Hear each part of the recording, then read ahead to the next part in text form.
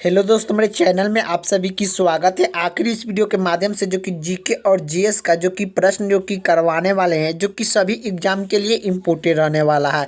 आप किसी भी एग्जाम की तैयारी कर रहे हैं तो जीके और जीएस से प्रश्न आप लोग का एग्जाम में जो कि देखने को मिलता है। तो आखिरी इस वीडियो के माध्यम से जो कि जीके और जीएस से कैसा प्रश्न आप लोग का एग्जाम में जो कि देखने को मिलता है, आखिर इस वीडियो के माध्यम से हम लोग जानने वाले हैं। तो इस वीडियो को शुरू से अंत तक देखिए, तभी आप लोग को समझ में आएगा। और वीडियो अच्छा लगे तो लाइक कर दीजिएगा, चैनल पर नहीं तो चैनल को सब्सक्राइब कर दीजिएगा। तो चलिए, आखिर जीके और जीएस से कैसा है प्रश्न आप लोग का एग्जाम में आता है। तो पहला प्रश्न क्या पूछ रहा है, किस में प्रोटीन नहीं पाया जाता है। तो किस में प्रोटीन नहीं पाया जाता है, तो किस में प्रोटीन नहीं पाया जाता है, तो चावल में प्रोटीन जो कि नहीं पाया जाता है। इसका राइट आंसर ऑप्शन जो कि डी हो जाएगा। अगले का प्रश्न की ओर चलते हैं। अगले का प्रश्न क्या पूछ रहा है, विटामिन ए का रासायनिक नाम क्या है। तो विटामिन ए का रासायनिक नाम क्या है, तो रेटिनॉल है। विटामिन ए का रासायनिक नाम क्या है, तो रेटिनॉल है। इसका राइट आंसर ऑप्शन जो कि सी हो जाएगा। अगले का प्रश्न की ओर चलते हैं। अगले का प्रश्न क्या पूछ रहा है, कौन सा विटामिन जल में घुलनशील होता है। तो कौन सा विटामिन जल में घुलनशील होता है, तो कौन सा विटामिन जल में घुलनशील होता है, तो विटामिन बी और विटामिन सी, या जो कि जल में घुलनशील होता है। इसका राइट आंसर हो जाएगा उपयोग में से दोनों। अगले का प्रश्न की ओर चलते हैं। अगले का प्रश्न क्या पूछ रहा है कि कौन सा विटामिन वसा में घुलनशील है। तो कौन सा विटामिन वसा में घुलनशील होता है, तो कौन सा विटामिन वसा में घुलनशील होता है, तो विटामिन जो कि डी, विटामिन ए, विटामिन के, विटामिन ई, ये जो कि 4 विटामिन वसा में घुलनशील विटामिन है। इसका राइट आंसर हो जाएगा उपयोग में से सभी। तो विटामिन के, vitamin E, vitamin D, vitamin A, ये सब क्या है, वसा में घुलनशील है। तो इसका राइट आंसर जो कि हो जाएगा उपयोग में से सभी, यह जो कि वसा में घुलनशील विटामिन है। अगले का प्रश्न क्या पूछ रहा है, अगले का प्रश्न ए पूछ रहा है, विटामिन ए का, विटामिन ए प्रचुर मात्रा किस में पाया जाता है। तो विटामिन ए प्रचुर मात्रा किस में पाया जाता है, तो यह गाजर में विटामिन का प्रचुर मात्रा जो कि पाया जाता है। तो इसका राइट आंसर ऑप्शन जो कि ए हो जाएगा। अगले का प्रश्न की ओर चलते हैं। अगले का प्रश्न क्या पूछ रहा है कि मनुष्य में कुल कितने हड्डियां होती है। तो मनुष्य में कुल कितने हड्डियां होती है, तो यह 206 हड्डी होती है।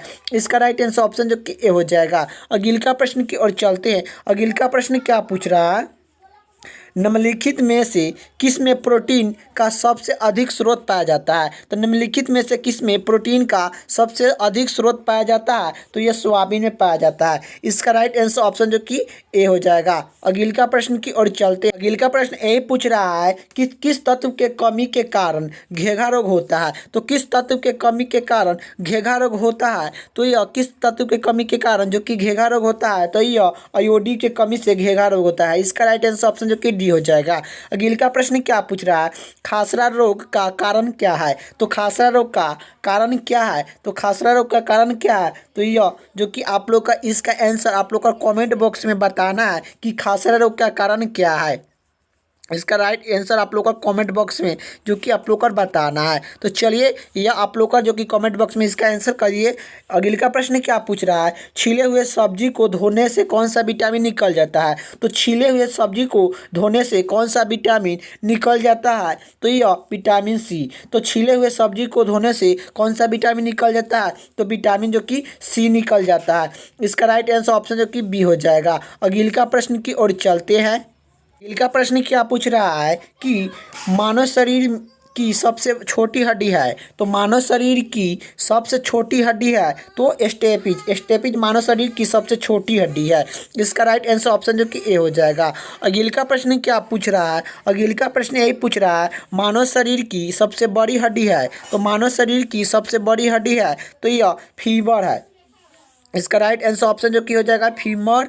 इसका राइट आंसर हो जाएगा। अगले का प्रश्न क्या पूछ रहा है, टिबिया नामक हड्डी किस में पाया जाता है। तो टिबिया नामक हड्डी किस में पाया जाता है, तो टिबिया नामक हड्डी किस में पाया जाता है, तो यह टांग में पाया जाता है। इसका राइट आंसर ऑप्शन जो कि डी हो जाएगा।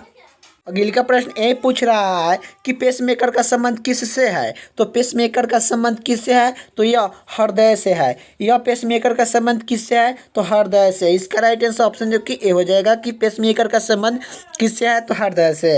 अगले का प्रश्न क्या पूछ रहा है कि सोते समय रक्तदाब में क्या परिवर्तन होता है। तो सोते समय रक्तदाब में क्या परिवर्तन होता है, तो यह जो कि घट जाता है, घट जाता है। इसका राइट आंसर हो जाएगा ऑप्शन जो कि बी हो जाएगा। सोते समय रक्तचाप में क्या परिवर्तन होता है, तो घट जाता है।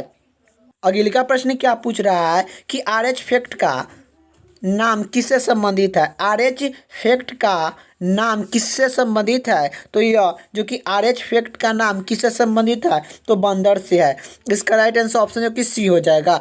अगला प्रश्न क्या पूछ रहा है। अगला प्रश्न ए पूछ रहा है कि सूरज के प्रकाश से कौन सा विटामिन प्राप्त होता है। तो सूरज के प्रकाश से कौन सा विटामिन प्राप्त होता है, तो यह विटामिन डी प्राप्त होता है। तो सूरज के प्रकाश से कौन सा विटामिन प्राप्त होता है, विटामिन डी। इसका राइट आंसर ऑप्शन जो कि ए हो जाएगा।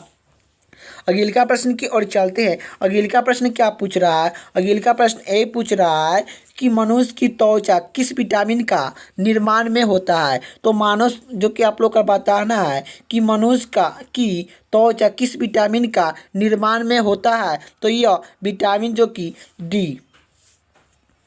अगला प्रश्न की ओर चलते हैं। अगला प्रश्न ए पूछ रहा है कि विटामिन सी का रासायनिक नाम क्या है। तो विटामिन सी का रासायनिक नाम क्या है, तो एस्कॉर्बिक अम्ल विटामिन सी का रासायनिक नाम है। इसका राइट आंसर ऑप्शन जो कि बी हो जाएगा, एस्कॉर्बिक अम्ल जो कि विटामिन सी का रासायनिक नाम है। अगला प्रश्न की बात करें। अगला प्रश्न क्या पूछ रहा है कि आंवला में कौन सा विटामिन प्रचुर मात्रा में पाया जाता है। तो आंवला में कौन सा विटामिन प्रचुर मात्रा में पाया जाता है, तो विटामिन जो कि सी पाया जाता है। इसका राइट आंसर ऑप्शन जो कि डी हो जाएगा। आंवला में कौन सा विटामिन प्रचुर मात्रा में पाया जाता है, तो विटामिन सी। अगला प्रश्न क्या पूछ रहा है, किस विटामिन की कमी से बाल गिरता है। तो किस विटामिन की कमी से बाल जो कि गिरने लगता है। तो किस विटामिन की कमी के कारण जो कि बाल गिरने लगता है, तो विटामिन जो कि B7 विटामिन B7 के कमी के कारण जो कि बाल गिरने लगता है। इसका राइट आंसर ऑप्शन जो कि बी हो जाएगा। अगला प्रश्न की ओर चलते हैं। अगला प्रश्न क्या पूछ रहा है, जो कि असम की राजधानी कहाँ है। तो असम की राजधानी कहाँ है, तो असम की राजधानी जो कि दीसापुर है। असम की राजधानी कहाँ है, तो दीसापुर है। इसका राइट आंसर ऑप्शन जो कि 3 हो जाएगा, दीसापुर असम की राजधानी है। यही बात करें रांची किसकी राजधानी है, तो रांची जो कि यह जो कि झारखंड की राजधानी है। झारखंड की राजधानी कहाँ है, तो रांची है। ये भी आप लोग को याद होना चाहिए। झारखंड की राजधानी कहाँ है, तो रांची है। पटना किसकी राजधानी है, तो पटना जो कि किसकी राजधानी है, तो यह जो कि बिहार की राजधानी कहाँ है, तो पटना है।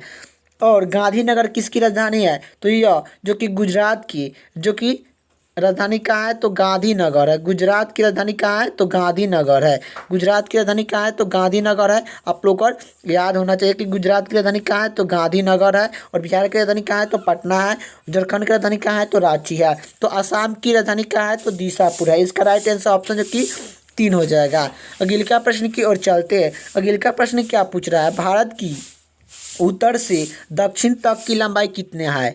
तो भारत की उत्तर से दक्षिण तक की लंबाई कितना है, तो यह जो कि बताना है लंबाई कितना है। तो यह जो कि 2933 किलोमीटर है। 2933 किलो है। 2933 किलो है। यह जो कि भारत की उत्तर से दक्षिण तक की लंबाई जो कि है 2933 किलो।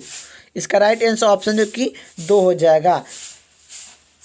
अगला प्रश्न की ओर चलते हैं। अगला प्रश्न क्या पूछ रहा है, भारत की पूर्व से पश्चिम तक की लंबाई है। तो भारत की पूर्व से पश्चिम तक की लंबाई है, तो यह जो कि कितना है। तो भारत की पूर्व से पश्चिम तक की लंबाई कितना है, तो यह 3214 किलो 3214 किलो है। इसका उत्तर से पश्चिम तक की लंबाई भारत की। इसका राइट आंसर ऑप्शन जो कि 4 हो जाएगा आप लोग का। अगला प्रश्न की ओर चलते हैं। अगला प्रश्न क्या पूछ रहा है। अगला प्रश्न ए पूछ रहा है कि भारत की तट रेखा की लंबाई कितनी है। तो भारत की तट रेखा की लंबाई कितनी है, तो यह जो कि कितनी है, तो 6100 किलो भारत की तट रेखा की लंबाई है। इसका राइट आंसर ऑप्शन जो कि 2 हो जाएगा।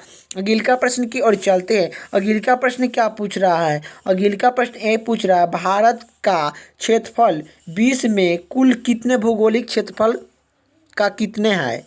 तो भारत का क्षेत्रफल 20 के कुल भौगोलिकता क्षेत्रफल का कितना है, तो यह 2.4% है। 2.4% है। इसका राइट आंसर ऑप्शन जो कि 2 हो जाएगा। अगला प्रश्न की ओर चलते हैं। अगला प्रश्न क्या पूछ रहा है कि भारत में समुद्री तट रेखा वाले राज्य की कितनी संख्या है। तो यह भारत की समुद्री तट रेखा वाली राज्य की संख्या कितनी है, तो यह 9 है।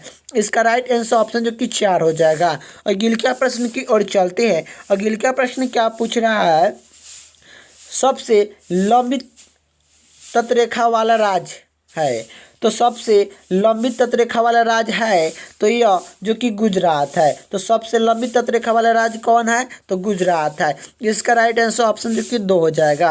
अगला प्रश्न क्या पूछ रहा है, अगला प्रश्न पूछ रहा है कि सौरमंडल का सौधनी गर्म ग्रह है, तो सौरमंडल का सौधनी गर्म ग्रह है तो यह जो कि शुक्र है। तो सौरमंडल का सौधनी ग्रह गर्म ग्रह है तो यह जो कि शुक्र है। इसका राइट आंसर ऑप्शन जो कि 4 हो जाएगा। अगला प्रश्न क्या पूछ रहा है, अगला प्रश्न क्या पूछ रहा है, निम्नलिखित में से किस ग्रह को सुबह का तारा कहा जाता है। निम्नलिखित में से किस ग्रह को सुबह का तारा कहा जाता है, तो यह शुक्र को कहा जाता है जो कि सुबह का तारा। इसका राइट आंसर ऑप्शन जो कि 2 हो जाएगा। अगला प्रश्न की बात करें, अगला प्रश्न क्या पूछ रहा है कि सबसे चमकीला ग्रह है, तो सबसे चमकीला ग्रह कौन है, तो आप लोग का बताना है कि शुक्र। सबसे चमकीला ग्रह कौन सा है, तो शुक्र है।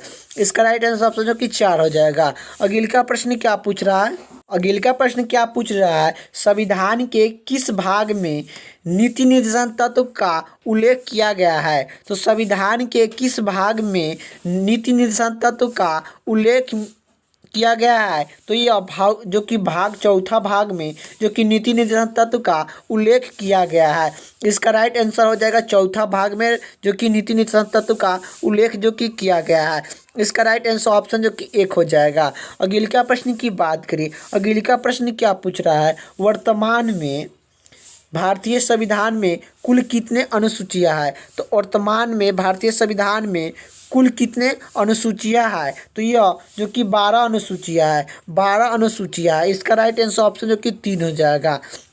अगला प्रश्न क्या पूछ रहा है, अगला प्रश्न यही पूछ रहा है कि किस संविधान शोधन अधिनियम के द्वारा भारतीय संविधान में 9वीं अनुसूची को जोड़ दिया गया था। तो किस संविधान शोधन अधिनियम के द्वारा भारतीय संविधान में 9वीं अनुसूची को जोड़ दिया गया था, तो यह पहला में जो कि जोड़ दिया गया था। जो कि 9वां अनुसूची जो कि कब जोड़ा गया था, तो 1991 ईस्वी में जोड़ा गया था। जब संविधान बनाया गया था उस समय कितना अनुसूची था, तो उस समय जो कि 8 अनुसूची था।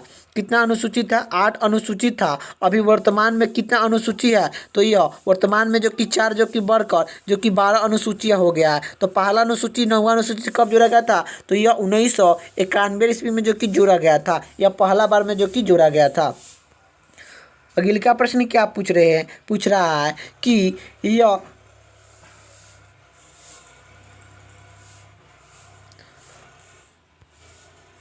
52वें संविधान शोधन अधिनियम द्वारा 1985 ईस्वी में कौन सी अनुसूची को भारतीय संविधान में सम्मिलित किया गया था। तो यह 52वें संविधान शोधन अधिनियम द्वारा 1985 ईस्वी में कौन सी अनुसूची को सम्मिलित कर दिया गया था, तो यह 10वां अनुसूची को जो कि सम्मिलित किया गया था।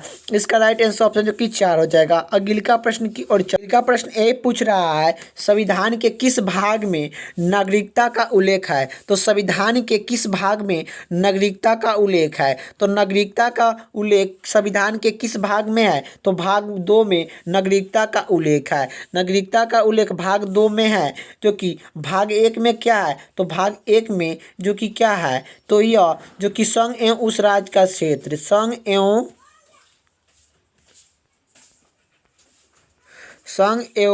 उस राज्य का क्षेत्र, संघ एवं उस राज्य का क्षेत्र जो कि है, संघ एवं उस राज्य का क्षेत्र,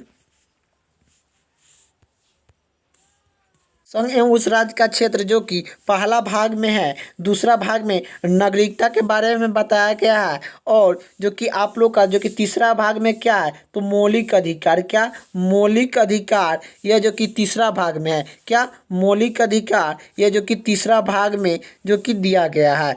यही आप लोग को याद होना चाहिए कि मौलिक अधिकार कौन सी भाग में है, तो भाग जो कि 3 में है। चौथा भाग में क्या है, तो चौथा भाग में जो कि राज्य के नीति निर्देशन तत्व का उल्लेख किया गया है। राज्य के नीति निर्देशन तत्व का जो कि उल्लेख जो कि किया गया है, राज्य के नीति निर्देशन तत्व का उल्लेख जो कि किया गया है।